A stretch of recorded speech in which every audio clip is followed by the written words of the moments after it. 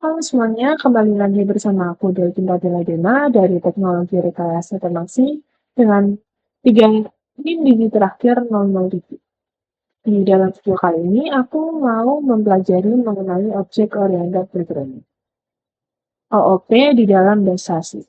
Nah, C++ ini merupakan pengembangan dari bahasa asing dengan menambahkan fitur Object Oriented Programming ini ke dalam sehingga membuatnya lebih kuat, fleksibel, dan cocok untuk proyek besar. Nah, C++ ini ialah bahasa pemrograman berorientasi objek. Segala sesuatu di dalam C++ dikaitkan dengan kelas dan objek, beserta atribut dan metode. Lalu, atribut dan metode ini pada dasarnya adalah variabel dan function yang merupakan bagian dari kelas. Nah, jadi kan C++ ini punya karakteristik. Pertama itu performa yang tinggi. Jadi C++ ini sangat cepat karena dikompilasi langsung menjadi kode mesin, sehingga banyak dipakai untuk aplikasi yang membutuhkan efisiensi, seperti game engine, sistem operasi, dan aplikasi real-time.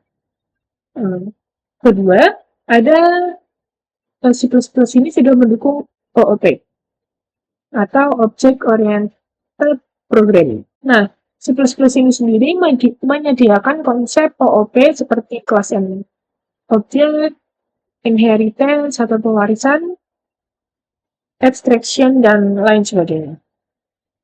Nah, konsep ini membuat kode itu lebih rapi, terstruktur, mudah dipelihara, dan dapat digunakan kembali. Lalu, ketiga, ada kontrol penuh terhadap memori.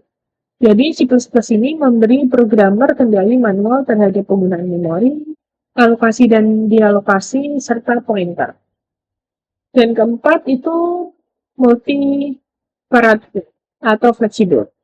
Jadi, C++ ini mendukung berbagai gaya pemrograman sekaligus prosedural seperti C dan objektif, OOP, generic programming itu template ya teman-teman. Nah, kelebihan C++ ini sendiri ialah sangat cepat, banyak digunakan untuk aplikasi berskala besar, mendukung berbagai paradigma, cocok untuk pembuatan game dan aplikasi performa tinggi, dan bisa digunakan hampir di semua platform. Tapi C++ ini tentunya ada kekurangannya ya teman-teman, yaitu sintaks ini lebih kompleks dibanding Python, dan membutuhkan pemahaman mendalam tentang memori, serta rentan error jika salah mengelola pointer atau memori.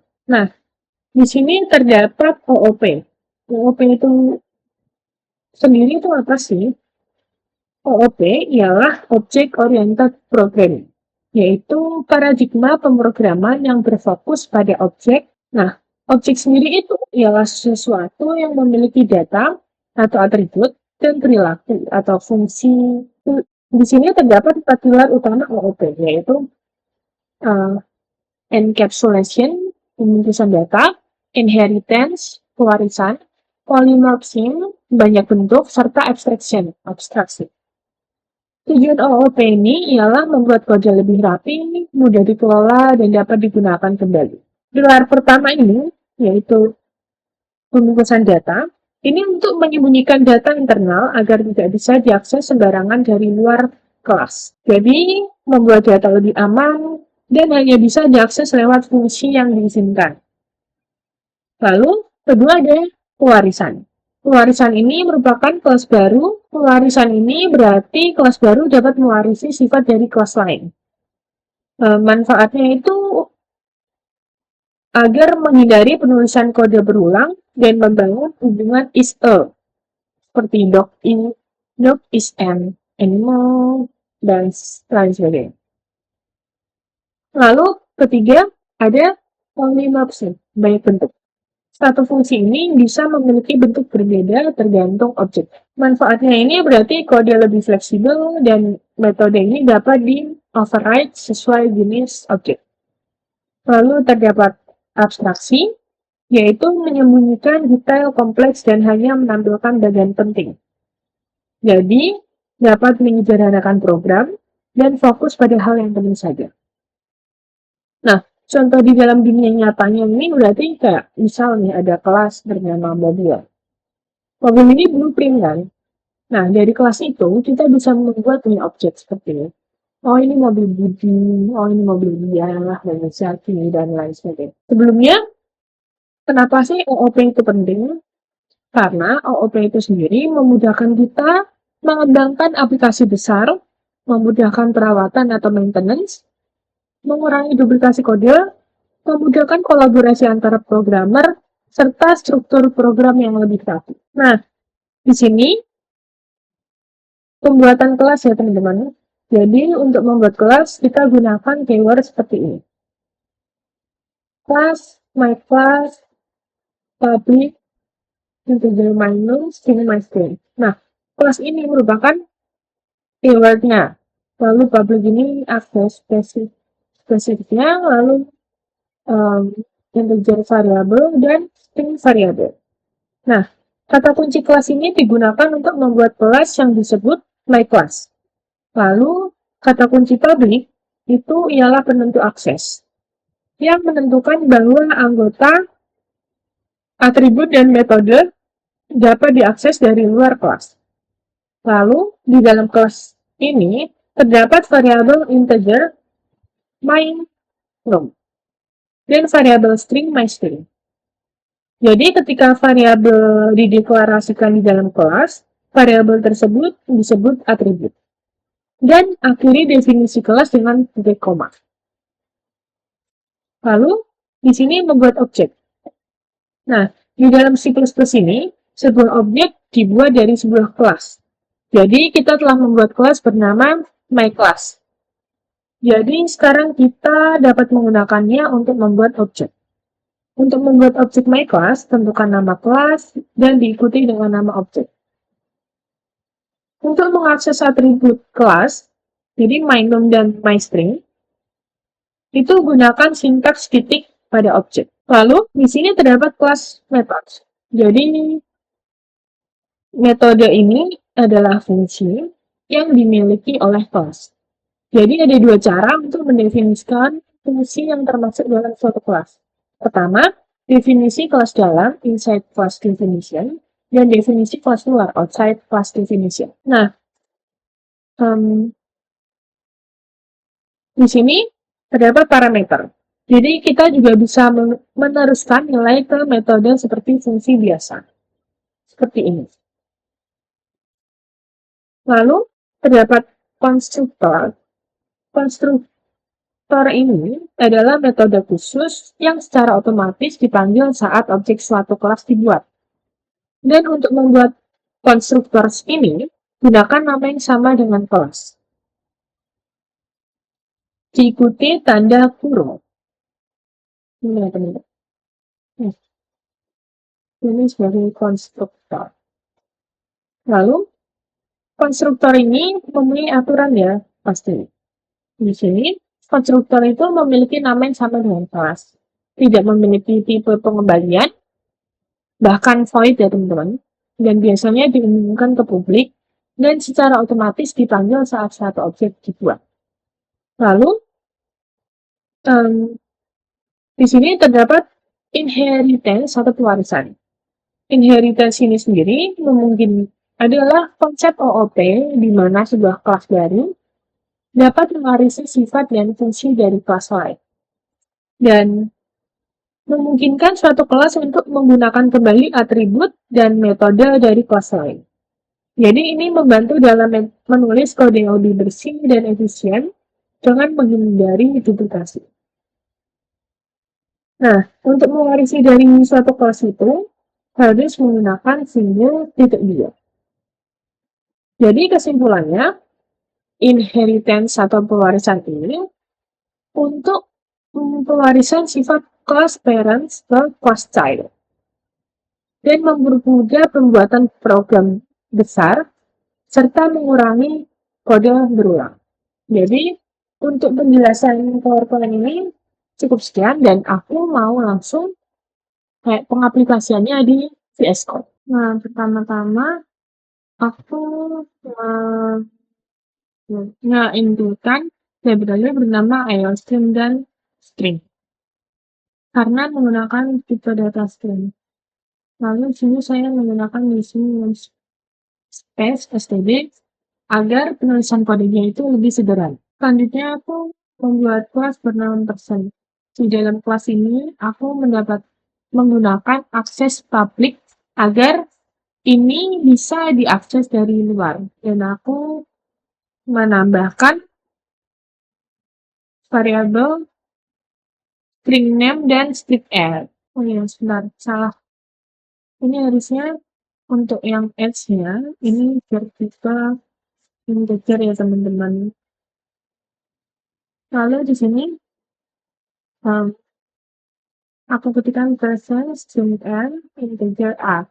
Nah, nama ini bernilai n dan edge bernilai a. Lalu di sini aku tulis void introduce, cout-nya hello my name is, ini namanya, lalu and I am, ini umurnya years old. Di sini aku membuat metode bernama introduce. Nah, di sini akan mencetak perkenalan kita ya teman-teman.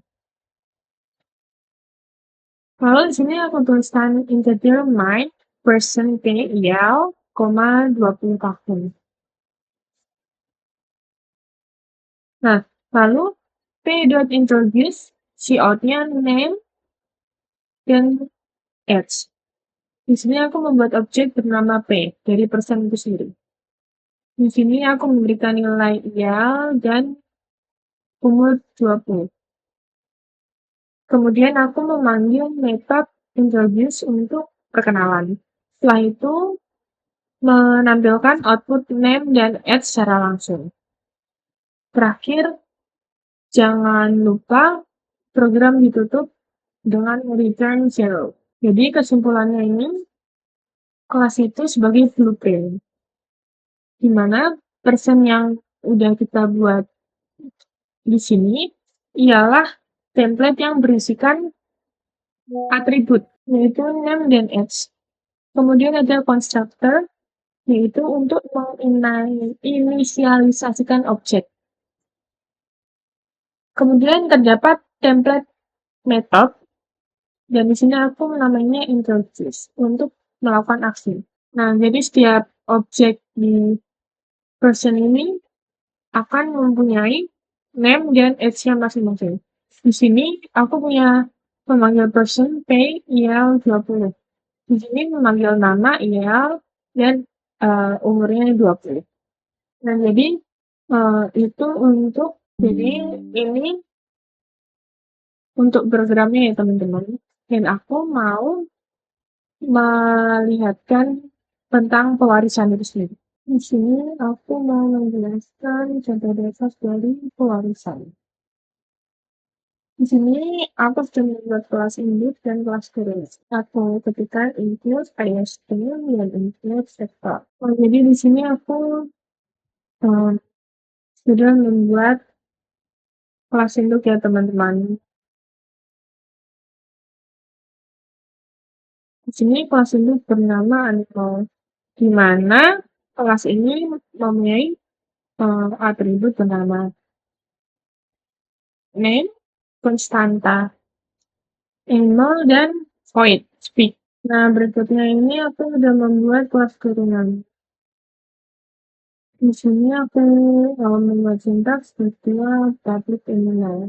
Nah, di sini ada kelas job, titik job, public animal, public, titik dua, dog, string, and titik animal. Dan for class, cout-nya name, space, class.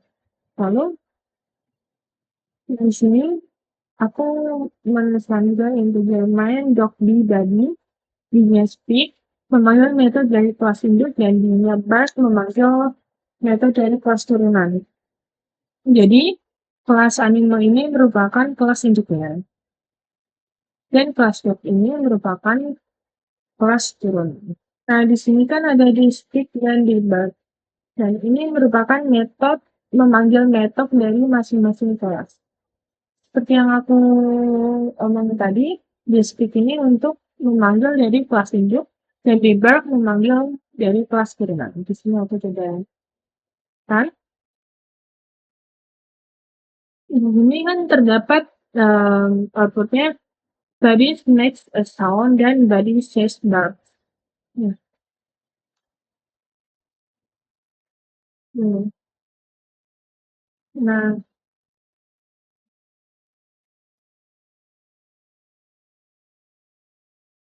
mana stick ini panggilan dari kelas animal dan bark ini dari kelas dog. Jadi eh, pewarisan ini mewarisi dari kelas induk ya teman-teman. Jadi kelas turunan mewarisi kelas induk. Dan cukup sekian video saya untuk kali ini. Terima kasih sudah menonton. Uh, Jangan lupa buat subscribe ya teman-teman dan menonton video yang lain. Oke, dadah!